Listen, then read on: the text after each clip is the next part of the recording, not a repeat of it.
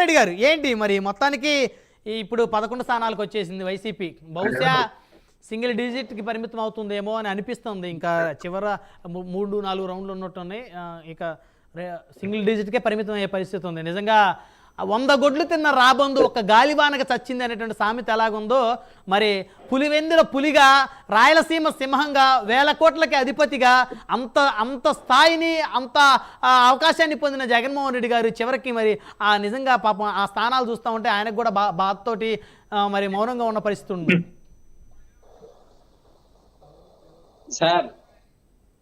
Sir ప్రజాస్వామ్యంలో గెలుపోటములు సహజం. ఎన్ని సీట్లలో గెలిచామన్నది కాదు, మనం గెలిచినటువంటి పరిస్థితుల్లో ప్రజలకి ఎంత మంచి చేశామన్నది ముఖ్యం. మేము ప్రజలకి మంచి చేశాం. ప్రజలు అర్థం చేసుకోవడంలో తేడా జరిగిందో, ఇందాక చెప్పినట్టుగా పేదోడికి పెత్తందారికి మధ్య జరిగినటువంటి పెత్తందారుల కింద నలిగిపోయారు పేదోడు. ఏం జరిగిందో తెలియదు. మాకైతే జనం తక్కువ సీట్లు ఇచ్చారని మేము వాటిని శిరస వహిస్తున్నాం, ఓటమిని అంగీకరిస్తున్నాం. ఖచ్చితంగా ప్రజలకు మంచి చేసే విధంగా రాజకీయ పార్టీలు పనిచేయాలని చెప్పేసి, అలానే మురళన్న కూడా రాజకీయంగా ఈ వైఎస్ఆర్ కాంగ్రెస్ పార్టీలో ఉన్నప్పుడు సేవ చేయలేకపోయాడు. ఇవాళ తెలుగుదేశంలో పోయాడు, గట్టిగా పనిచేశాడు, 10 మందికి హెల్ప్ చేసే విధంగా.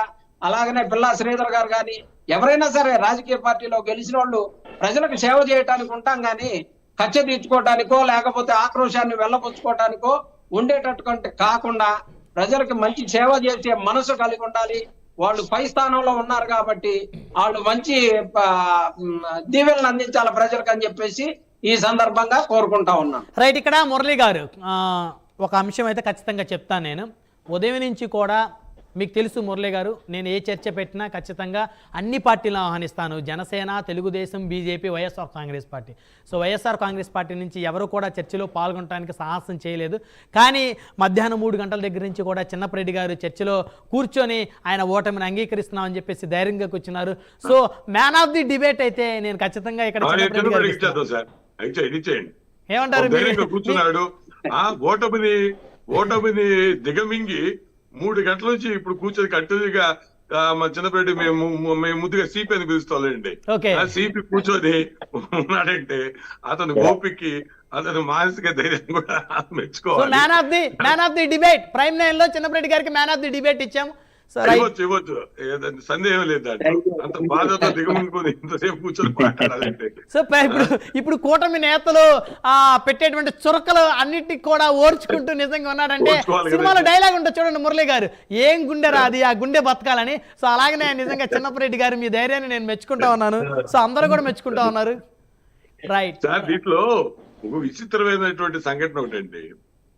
21 సీట్లు పోటీ చేసినటువంటి జనసేన 21 నిలుపుకుంటుంటే 175 స్థానాల్లో పోటీ చేసినటువంటి వైసీపీ దాంట్లో సగం కూడా రాలేదండి సార్.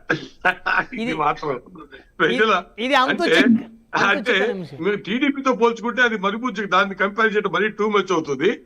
21 స్థానాల్లో పోటీ చేసి ఈ రాష్ట్ర ప్రజల కోసం నేను త్యాగం చేస్తా అని చెప్పినటువంటి పవన్ కళ్యాణ్ 23 కేటాయిస్తే 24 కేటాయిస్తే దాంట్లో 3 కూడా త్యాగం చేసి బీజేపీ వారికి ఇచ్చి ఆ బంధాన్ని పటిష్టం చేయటం కోసం ఆయనకు తగ్గించి ఆయన ఒక మాట చెప్పాడు సార్, నాకు బాగా నచ్చింది.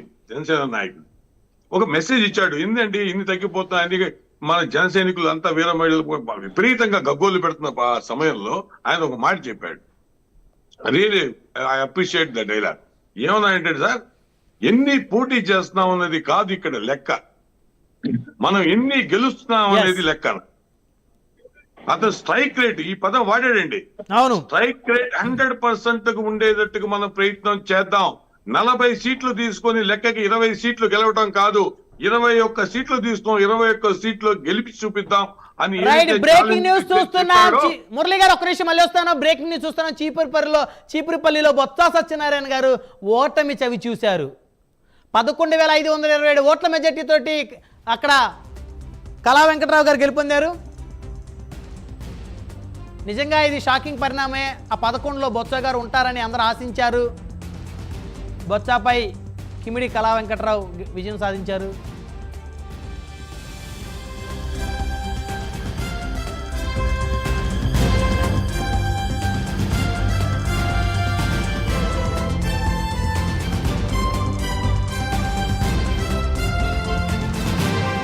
మాజీ మంత్రి, అదేవిధంగా తెలుగుదేశం పార్టీకి సంబంధించి అధ్యక్షుడిగా కూడా ఉన్నారు కళా వెంకట్రావు గారు. సో ఆంధ్రప్రదేశ్కి సంబంధించి సో మొత్తానికి బొత్స సత్యనారాయణ గారి మీద విజయం సాధించారు. బొత్స సత్యనారాయణ అంటే ఉత్తరాంధ్ర వైసీపీ బాహుబలి. అలాంటి బాహుబలి కూడా నేల కొరిగింది. నేలకు ఒరిగేలా కూటమి తీర్పు ఇచ్చింది. కూటమికి సంబంధించినటువంటి నేతల పోరాటానికి ఉత్తరాంధ్ర బాహుబలి, వైసీపీ బాహుబలి బొత్స నేల కొరిగారు. సో వైసీపీలో బాహుబలి అందరూ కూడా నేల కొరుగుతూ ఉన్నారు ఒక్కొక్కరు. నిజంగా ఇది షాకింగ్ పరిణామే అనుకోవాలి బొత్స సత్యనారాయణ ఓటమి.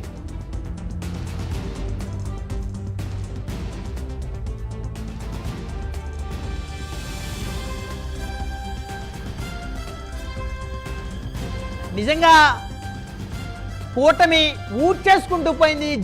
జిల్లాలు ఊడ్చేసింది. వైకాపాని పూర్తిగా ఊడ్చేసింది కూటమి.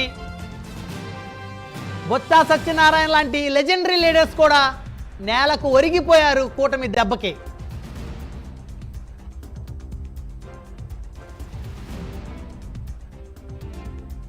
రైట్, ఏపీ ప్రజలు సంచలనమైనటువంటి తీర్పు అనే అనుకోవాలి. హేమీల్ని యోధుల్ని సైతం కూడా మట్టి కరిపించేసిన పరిస్థితి ఉంది రాజకీయంగా.